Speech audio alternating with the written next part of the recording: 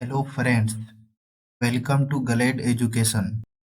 पिछले वीडियो में हम लोग प्राचीन भारत के सिलेबस को डिस्कस किए थे। आज इस वीडियो में पाषाण काल को देखेंगे।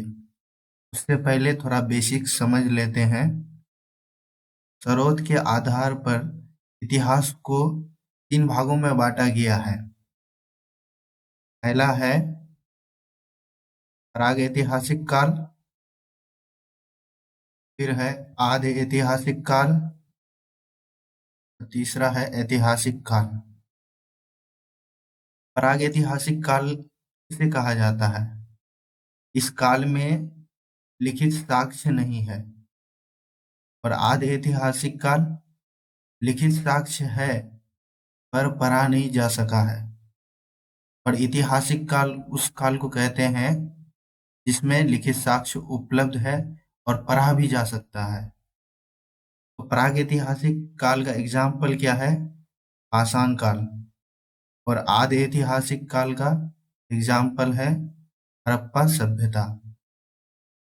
और ऐतिहासिक काल का एग्जाम्पल है वैदिक से आगे, यानी यहाँ से हिस्ट्री को लिखा गया है और क्रमानुसार हिस्ट्री को लिखा जाता रहा है और इसी को इतिहास कहा जाता है। अब हम लोग यहाँ से पाषाण काल करेंगे। पाषाण काल का मतलब प्रागैतिहासिक काल, यानी कि इस समय लिखित साक्ष्य नहीं है। इस समय पत्थर का इस्तेमाल होता था, इसलिए इसको पाषाण काल कहा जाता है। पाषाण का मतलब ही होता है पत्थर, यानी स्टोन एज। तो स्टोन एज को हम लोग आगे यहाँ से पढ़ेंगे।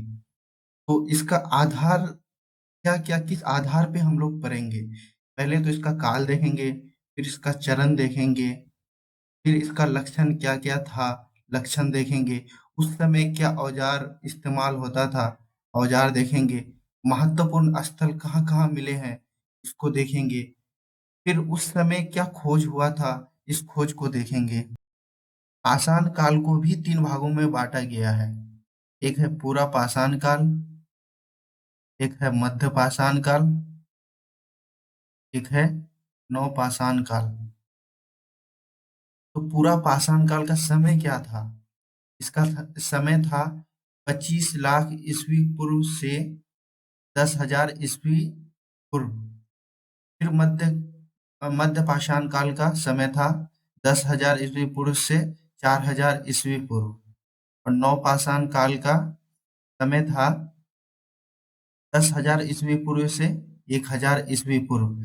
तो यहाँ भी 10,000 ईस्वी पूर्व है और यहाँ भी 10,000, नवपाषाण में भी 10,000 ईस्वी पूर्व है। ये ऐसा इसलिए है क्योंकि किसी किसी स्थान पर नवपाषाण काल शुरू हो चुका था और किसी किसी स्थान पर मध्य पाषाण ही चल रहा था। इसलिए यहाँ पे मध्य पाषाण में 10,000 बीसी से 4,000 बीसी है और फिर नवपाषाण में भी 10,000 बीसी से 1,000 बीसी है।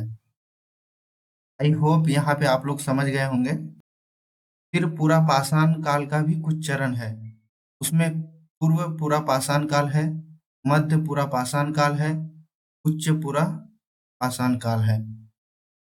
अब हम लोग इसका लक्षण देखेंगे कि पाषाण काल में क्या क्या लक्षण होते थे।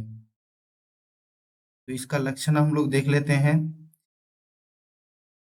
पाषाण काल, पूरा पाषाण काल में आखेटक यानी शिकारी होते थे। आदमी शिकार करके अपना भोजन प्राप्त करते थे, यानी खाद्य संग्राहक।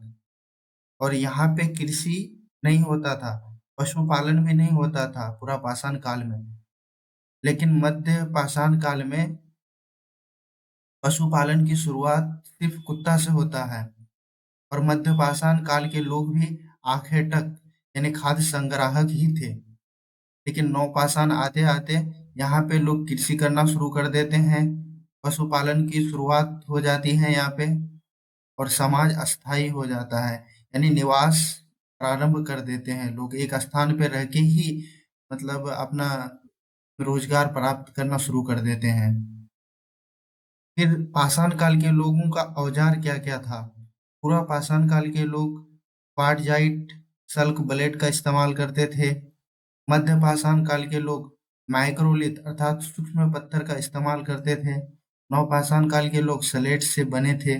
सलेट के बने पत्थर सलेट से बने औजार का इस्तेमाल करते थे। फिर पुरापाषाण काल के महत्वपूर्ण स्थल में अतिरम पक्कम तमिलनाडु और हथनोरा मध्य प्रदेश, ये दोनों जगह से मानव खोपड़ी के प्रथम साक्ष्य प्राप्त हुए हैं। फिर पुरापाषाण काल में ही भीमबेटका मध्य प्रदेश, नर्मदा घाटी से चित्रकारी के प्राचीनतम साक्ष्य प्राप्त हुए हैं। ये तीनों कालों के मतलब चित्रकारी प्राप्त हुए हैं नर्मदा घाटी से। फिर पुरापाषाण काल में ही हम लोग देखेंगे कि मिर्जापुर उत्तर प्रदेश से तीनों काल के औजार मिले हैं। मध्य पाषाण काल के समय सराय नहराय उत्तर प्रदेश विशेष स्थल प्राप्त हुए हैं।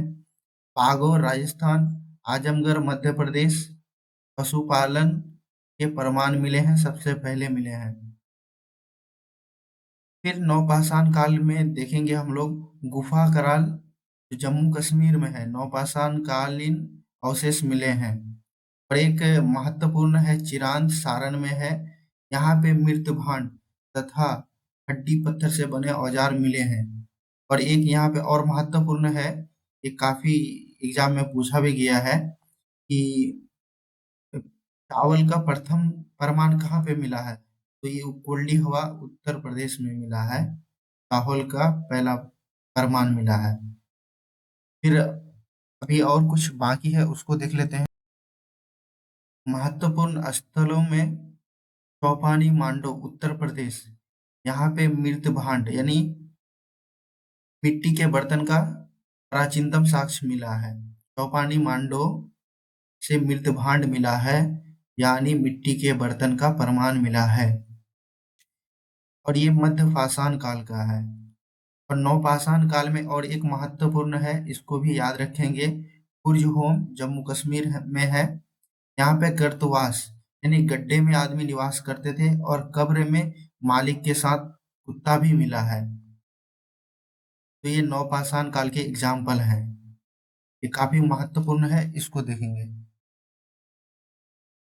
पाषाण काल के लोग क्या क्या खोज किए थे उस पे हम लोग नजर डालते हैं। पूरा पाषाण काल के लोग आग का खोज कर चुके थे और मध्य पाषाण में आते आते आग का प्रयोग करना शुरू किए थे। और नवपाषाण में पहिया, कृषि और समाज अस्थायी हो जाता है। एक बार हम लोग फिर से इसको ब्रीफ कर लेते हैं। स्रोत के आधार पर इतिहास को तीन भागों में बांटा गया है: प्रागैतिहासिक काल, आधि ऐतिहासिक काल और ऐतिहासिक काल। प्रागैतिहासिक काल लिखित साक्ष्य नहीं है और आधि ऐतिहासिक काल में लिखित साक्ष्य है पर पढ़ा नहीं जा सकता है। जैसे हड़प्पा सभ्यता, उसमें कई सारे मुहर मिले हैं जो कि हम लोग पढ़ नहीं सकते हैं, इन फ्यूचर पढ़ा जाए। और इसके बाद है ऐतिहासिक काल। ऐतिहासिक काल में लिखित साक्ष्य उपलब्ध है, पढ़ा भी जा सकता है, जैसे वैदिक से आगे। के बाद हम लोग पाषाण काल को भी तीन भाग में बांटकर पढ़े: पूरा पाषाण काल, मध्य पाषाण काल और नवपाषाण काल। पूरा पाषाण काल के हम लोग लक्षण को देख लेते हैं। इनमें आखेटक होते थे यानी शिकारी, खाद्य संग्राहक होते थे। पूरा पाषाण काल में अपना जीवन यापन खाद्य संग्राहक करके गुजारते थे। यहाँ पे कृषि नहीं होती थी, पशुपालन भी नहीं होता था। उसके बाद मध्य पाषाण आते आते यहाँ पे सिर्फ कुत्ता पाला जाता है। फिर जब नवपाषाण आता है तो यहाँ समाज अस्थायी हो जाता है, यहाँ से खेती करना प्रारंभ कर देते हैं। फिर कुछ महत्वपूर्ण स्थल मिले हैं पूरा पाषाण काल में, याद रखना है: अतिरम पक्कम तमिलनाडु और हथनौरा मध्य प्रदेश, यहाँ पे ये मानव खोपड़ी के साक्ष्य मिले हैं। मध्य पाषाण में याद रखना है चौपानी मांडो उत्तर प्रदेश, मृदभांड के प्राचीनतम साक्ष्य मिले हैं यहाँ पे। और नवपाषाण में बुर्ज होम जम्मू कश्मीर, गड्ढे में निवास, कब्र में मालिक के साथ कुत्ता मिला है। और पूरा पाषाण में एक और याद रखना है, भीमबेटका मध्य प्रदेश, जो नर्मदा घाटी से चित्रकारी के प्राचीनतम साक्ष्य मिले हैं। ये तीनों काल के मिले हैं। और पुरापाषाण काल में ही मिर्जापुर उत्तर प्रदेश से तीनों काल के औजार मिले हैं। बागोर राजस्थान और आजमगढ़ मध्य प्रदेश या पशुपालन के प्रमाण मिले हैं। यानी कि मध्य पाषाण में कुत्ता ही पाला गया था, तो यहाँ पे पशुपालन कुत्ता के प्रमाण मिले हैं। नवपाषाण में कोल्डी हुआ उत्तर प्रदेश से चावल का प्रथम प्रमाण मिला है। उस समय के खोजों में आग का खोज हुआ था, तो उसका प्रयोग मध्य पाषाण के लोग किए थे।